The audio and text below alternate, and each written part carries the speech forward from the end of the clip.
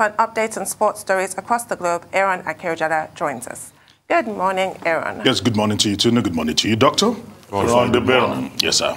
It's good to be here today. And let's start it off from the not-so-good news, or probably the sour taste the board of the Nigeria Football Federation will be feeling right now, as Gennett Rowe has been granted by FIFA the sum of $377,879 in terms of compensation for the wrongful termination of contract, or termination of contract without due notice or due cause. And as it stands right now, the Nigeria Football Federation are crying that they cannot afford to pay Gennett Rowe that particular amount, because it totals well over 156 million naira when you actually put it in context. And as it stands right now, they are still talking. We've spoken about this in time past, and that Rowe was to actually earn monies despite the fact that he was sacked till the end of this year, December of 2022, but he still felt that he was wrongfully terminated, and he was asking FIFA to grant him $1 million in compensation. But that was not granted. $377,879 was what was given to him. And at the moment, the Nigeria Football Federation find themselves in a conundrum, because FIFA has actually told them they have 45 days to actually pay this particular money or face for the sanctions. And that is a real hard, because if the Nigeria Football Federation are saying that they do not even have the money to pay him, and they were planning not to appeal initially, but reports reaching me this morning is that they will look for a way to appeal that, saying that they had already, in good faith, probably paid him some money after his contract was terminated. So things are just probably getting tighter and tighter for the board of the Nigeria Football Federation as it stands right now, while we're still expecting a new coach to come in, because they were expecting that probably all the funds they could actually raise was meant to be channeled to actually probably engaging a new coach, which will cost them nothing less than probably $55,000 or $60,000 per month. But as it stands right now, things are getting even harder and tighter. Now, away from that to the English Premier League title race. As it stands right now, one man, Steven Gerrard, we know him, Liverpool legend, right now the coach of Aston Villa, will have a say in what happens between Manchester City and Liverpool, because Aston Villa plays both Manchester City and Liverpool in the next 10 days. And what Gerrard does, starting from tonight, will determine whether or not his former team will be winning their second Premier League title, or whether or not maybe Manchester City, who do have a 3 points buffer at the moment on top of the table, will be retaining that particular trophy. But let's start it off tonight. First of all, at the Villa Park, it will be Aston Villa against Liverpool. And Aston Villa themselves they bounced back. They've been having some patchy forms, but they've been able to bounce back in their last game, and they'll be hoping to push it further. Mohamed Salah is still the highest goal scorer in the league, and everyone is expecting him to turn up, but he hasn't really lit the Premier League like he started the Premier League. But at the moment, you look at the table, it still states that 3 points separates the Citizens from the Cup, and tonight's game is a must-win for Liverpool if they are to probably hold on to what seems to be a sleeping dream. Let's see how that one goes. Now, away from that, Tundum. At the moment, some British athletes are fighting that transgenders should not be part of elite sports. And as controversial as that sounds, Boris Johnson has given his own opinion about it. Some elite female athletes are also of the opinion that when it comes to sports, probably stick to the original gender you were born with. And that's very controversial, because it's, I don't know, probably I want to hear from you concerning that, but that's what actually getting a lot of buzz in the UK.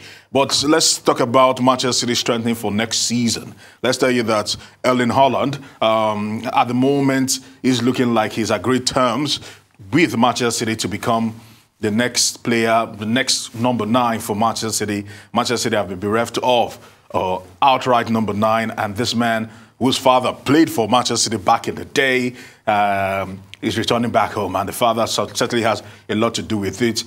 This would have been a protracted contract negotiation, But no thanks to the fact that Minorale has passed, who was his agent. Certainly, that has just cleared up the way for this to actually happen. Now, let's talk about the fact that Floyd Mayweather touched down yesterday morning in Abuja. He's in Abuja right now, and he's been speaking with Rotimi Amechi, talking about the Minister for Transportation, and they've been talking about how they can grow sport and find the next Money Mayweather here in Nigeria. He visited the minister at his apartment or at his residence yesterday morning in Abuja, and there are talks ongoing. Of course, Mayweather has got some exhibition fights that is in the works, and he's trying to just promote this. And finally, Naomi Osaka in Rome seemed not to be having the best of time as she's actually crashed out of the Rome Open. All right, good one for Mayweather coming to Nigeria. Hopefully, I think we can, collaborate with Mayweather and use some of his celebrity to bring some, much-needed revenue into the country through exhibition fights and the likes and things like that. So let's see how that pans out. But good one. I'm sure he's here for business because he's a businessman. Anywhere you see Mayweather, you see business. But I want to come back to the Super Eagles. You see, all right, go ahead. Aaron, when we say things are not right, it's not fair when we try to say, oh, let's look at it this way. It goes back. A lot of people were complaining about this Gennett Ross contract. Yeah. So it goes back to what were the terms of the contract?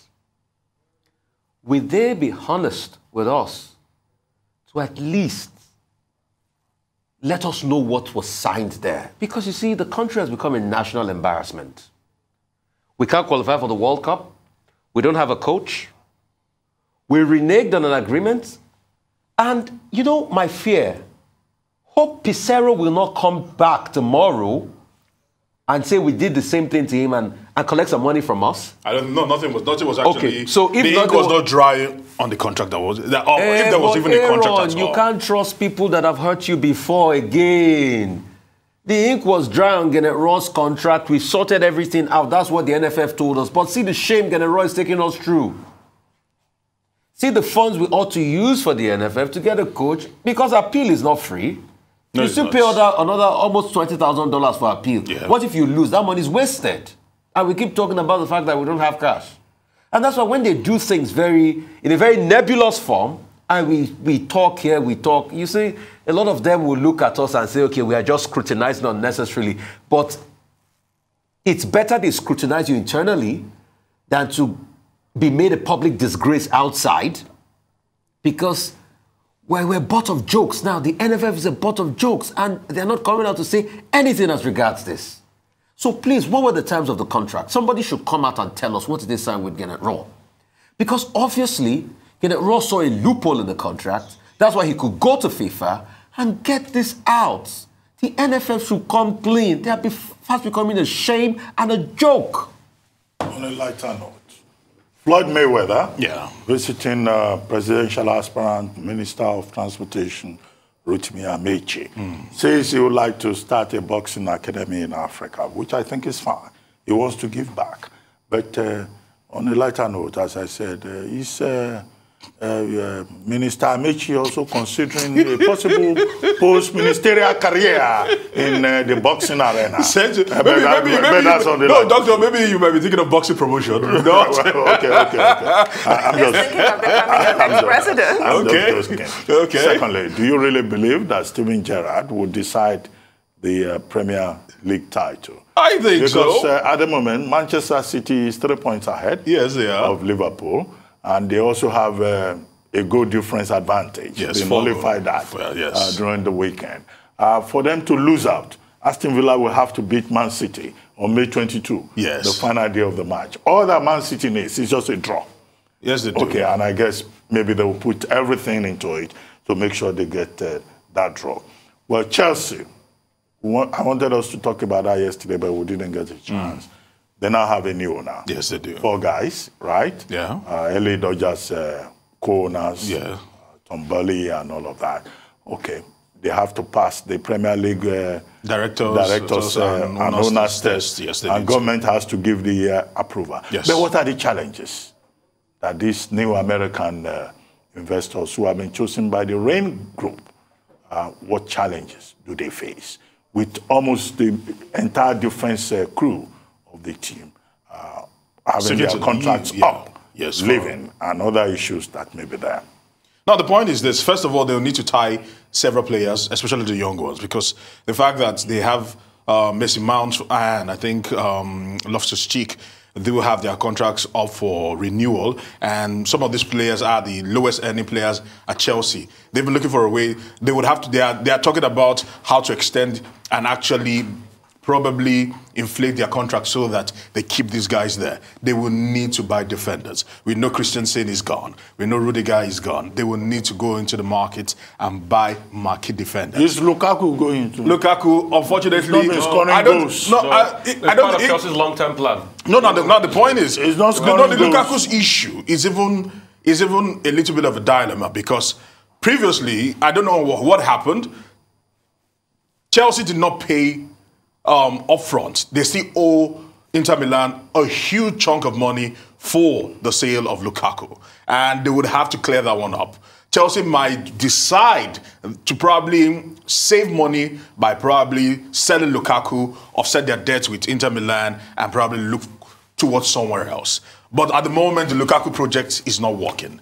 The difference, or what Chelsea would have to get used to, is the fact that there was a time that when Roman Abramovich was hit hard during the financial crisis back in 2008, 2009, that Chelsea players were meant to pay for their food, because Chelsea were literally treated like royalty.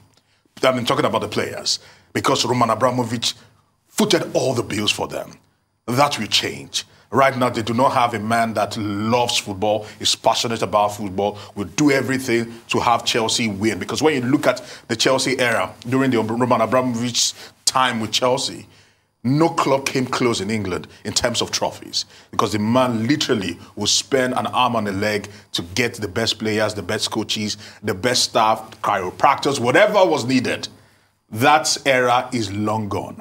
Now they will now come to where they need to be conservative, because certainly the American style of doing business, especially sports business, is different from... They'll strip the assets. It's different from what probably the Arab people would, the approach the Arab people will have, or the Russians will have. So Chelsea, these are not the best of times, but I'm hoping that they actually probably leave this season with a bang when they actually go into the FA Cup finals against Liverpool this weekend.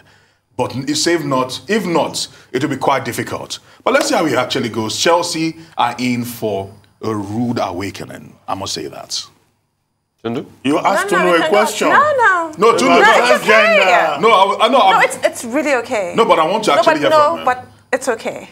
We can go on a break. Okay, we'll take a short break now. Thank you, Aaron.